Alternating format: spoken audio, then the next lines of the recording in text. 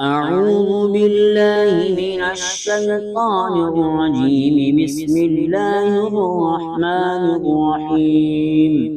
الطلاق مرتان، فإمساك بمعروف أو تسريح بإحسان. ولا يحل لكم أن تأخذوا مما آتيتموهن شيئا إلا أن يخافا ألا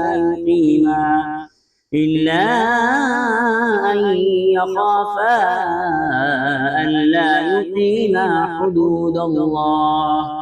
فإن خفتم ألا يقيما حدود الله فلا جناح عليهما فيما افتدت به. تلك حدود الله فلا تعتدوها، ومن يتعد حدود الله فأولئك هم الظالمون. فإن طلقها فلا تحل له من بعد حتى تنكح زوجا غيره. فإن طلقها فلا جناح عليهما أن يتراجعا إن ظنا أن يقيما حدود الله. وتلك حدود الله يبينها لقوم يعلمون.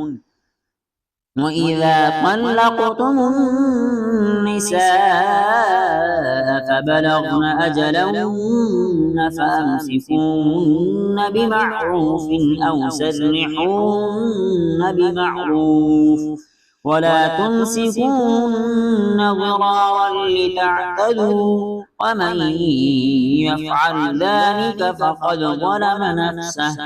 ولا تتخذوا آيات الله هزوا واذكروا نعمة الله عليكم وما